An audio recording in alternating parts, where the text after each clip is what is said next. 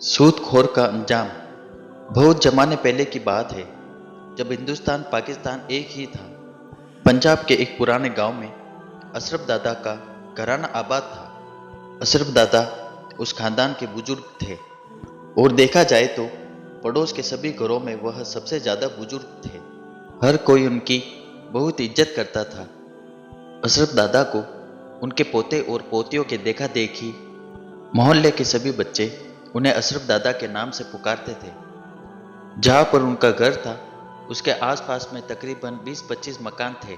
उनके सामने खेत, उन खेतों के पास में 3-4 पेड़ थे।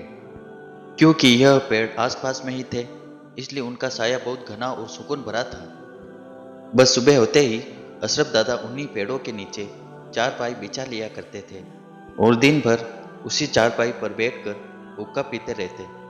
दोपहर के वक्त उनकी बहुएं वहीं पर उनके लिए खाना ले आती। मगरिब की नमाज के बाद उनको उनके पोते घर की तरफ ले जाते। दादा के 4 बेटे थे। 2 की शादी उनकी बेगम ने अपने हाथों से की थी। फिर उनकी नेक बेगम का इंतकाल हो गया और बाकी दोनों बेटों की शादियां उनकी दोनों बहुओं ने देखभाल कर करवाई थी। अलबत्ता अशरफ दादा की कोई बेटी नहीं थी, लिहाजा उनकी बहुएं उनका सारा काम करती थी और अशरफ दादा सारा दिन घर से दूर पेड़ के नीचे बैठे रहते। आते जाते अशरफ दादा को लोग सलाम करते, उनका हालचाल पूछते और फिर चले जाते। लेकिन अशरफ दादा की इस कदर शोहरत की वजह उनकी बुजुर्गी नहीं थी, बल्कि उनका कारोबार था, जो कि सालों से चलता आ रहा था। अशरफ दादा गांव वालों का चलता फिरता बैंक थे। किसी को कोई जरूरत आन पड़ती या कोई संगीन बीमारी या किसी की बेटी या बेटे की शादी, किसी को किसी भी तरह की परेशानी होती या हर वह काम जिसमें गांव वालों को पैसों की जरूरत होती, तो वह बेझिझक अशरफ दादा से कर्ज ले लिया करते और अशरफ दादा उनको फौरन कर्ज दे दिया करते। बल्कि अशरफ दादा उनसे बहुत मोहब्बत से पेश आते और भला आते भी क्यों ना। अक्सर दादा उस कर्ज के बदले अपनी मर्जी से सूद लगाते और यही कारोबार वह सालों से करते हुए आ रहे थे। उनके खटिया पर रखे तकिए के नीचे उधार की रकम, खाते, सूद की तफसीलात का एक रजिस्टर रखा हुआ था, जिसे वह एक पल के लिए भी खुद से अलग नहीं होने देते। अगर कभी बारिश होने लगती तो अपने पोतियों को इस कदर शोर मचाकर बुलाते जैसे कोई तूफान आ गया हो, मगर इस शोर शराबे का बस इतना मकसद होता कि उनका रजिस्टर गिला ना हो जाए। दादा अपनी रकम सूद समेत वापस लेने में खूब होशियार थे। उन्हें यह कारोबार करते हुए 40 से ज्यादा समय हो गया था। कोई भी उनसे रकम लेकर भाग नहीं पाया था। अशरफ दादा के उसी लालच और हवस में उनकी जिंदगी के दिन गुजर रहे थे। एक दिन गांव के स्कूल के मास्टर का अशरफ दादा के सामने से गुजर हुआ। सलाम दुआ करने लगे। दादा ने उनको बुलाकर कुर्सी पर बैठने को कहा और साथ में उनकी तरफ हुक्का भी कर दिया। मास्टर साहब बोले, मैं जुम्मे की नमाज पढ़कर आ रहा था, सोचा कि आपसे भी मुलाकात कर लूं। आपने तो कभी गलती से भी मस्जिद का रुख नहीं किया। दादा साहब यह सुनकर कहा, मास्टर साहब मुझे काम से फुर्सत नहीं मिलती। कभी किसी की रकम देनी होती है, कभी किसी से रकम लेनी होती है, कभी किसी का हिसाब लिखना पड़ता है।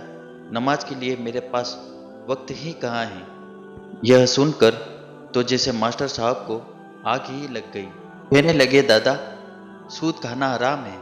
अगर आप बिना सूद के लोगों की मदद करना चाहे, उधार ही सही, और मुद्दत पर वापस ले ले, तो आपको सवाब भी मिलेगा और लोगों की मदद भी हो जाएगी। लेकिन दादा को कहाँ नेकी की बात सुननी थी। दादा बोले, कहाँ पर हराम है। किसी को अगर वक्त पर उसके रकम मुहैया करते हैं तो इसमें क्या हराम है। और वैसे भी आजकल कौन किसी को उधार रकम देता है। लेकिन मैं कभी किसी को इनकार नहीं करता, और अगर मैं उसके बदले में कुछ पैसे वसूल करता हूँ तो वह तो मेरी मेहनत है, न कि हराम। दादा को आज तक कभी कोई अल्लाह का खौफ याद नहीं दिला सका। तो भला मास्टर जी की कहाँ चलनी थी। मास्टर जी कुछ देर गुस्से में दादा के पास बैठे रहे। फिर कुछ देर बाद दादा से रुखसत चाहिए। अगले रोज उनकी बड़ी बहू उनके लिए खाना लेकर आई तो कहने लगी कि अब्बा जी, आज गांव के मास्टर साहब की बीवी आई हुई थी, आपके लिए कुछ पैगाम देकर गई है। दादा ने झट से पूछा, क्या कहती है वो? तो बहू ने बताया कि वह कह रही थी कि सूद लेना गुनाह है। अगर दादा हमें बगैर सूद के कुछ रकम उधार दे दे, ईद के बाद मेरी 2 बेटियों की शादी है, बकरा ईद के बाद मैं वह रकम लौटा दूंगी।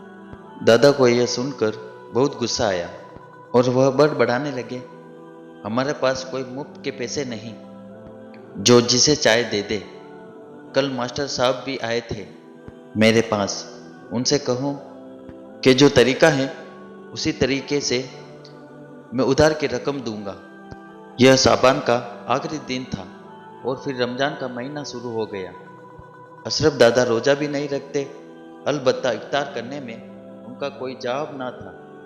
लेकिन अभी 15 रोज ही गुजरे थे कि दादा के गुर्दों में तकलीफ शुरू हो गई, जिसकी वजह से वह काफ़ी तकलीफ में चले गए। उन्हें सारी सारी रात तकलीफ के मारे गुजर जाती।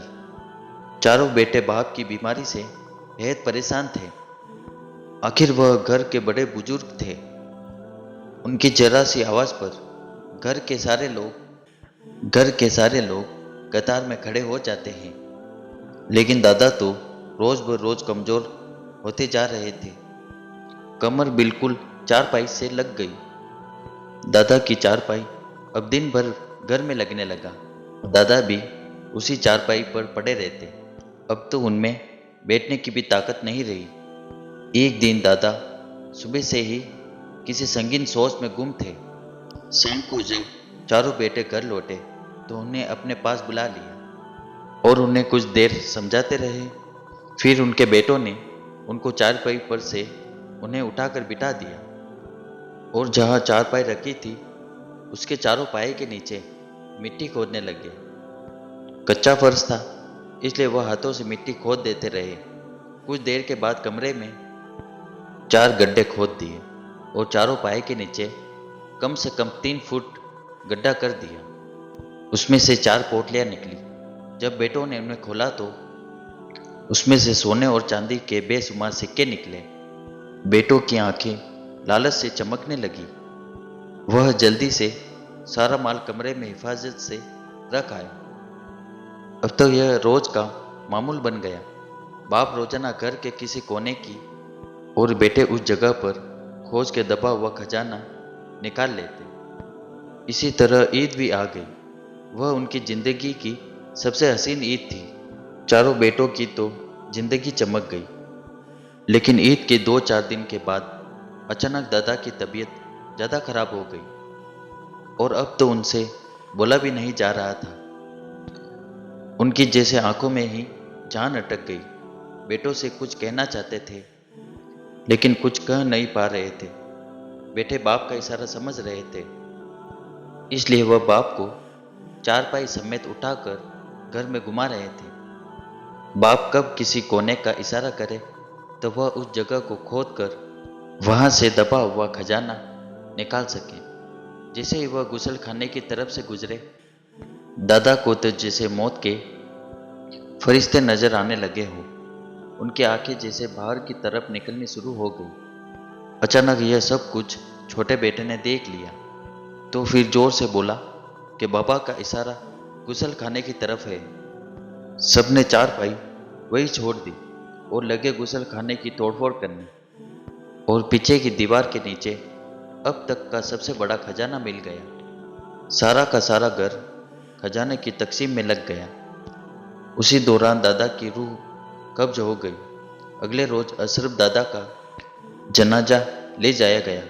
दफनाने के 2 दिन बाद किसी शख्स ने आकर बताया कि दादा की कब्र में बड़ा सा सुराख हो गया है और उसमें से काले रंग का बड़ा सा सांप मुंह निकाले देख रहा है। यह खबर पूरे गांव में जंगल की आग की तरह फैल गई। उनके खानदान से लेकर पूरे गांव के लोगों ने इस वाक्य को अपनी आंखों से देखा। वाकई वहां पर एक बहुत बड़ा सांप मौजूद था जो कि दादा की कब्र में से एक सुराग में से अपना मुंह निकालता और फिर अंदर चला जाता। यह सांप अल्लाह का अजाब था अशरफ दादा के लिए, जो कि उन्हें सारी जिंदगी सूदखोरी की वजह से मिला था। वह अपनी दौलत कब्र तक साथ ना ले जा सके और उनके औलाद उसी दौलत की बंटवारे की वजह से दादा के आखिरी वक्त में उनके साथ नहीं थे। अशरफ दादा के इबरतनाक अंजाम की मौलवी साहब हर जुम्मे को लोगों को जुम्मे के खुतबे में सुनाते और उन्हें सूदखोरी जैसे लालच से दूर रहने को कहते। वीडियो अच्छा लगा हो तो लाइक और सब्सक्राइब कर दें।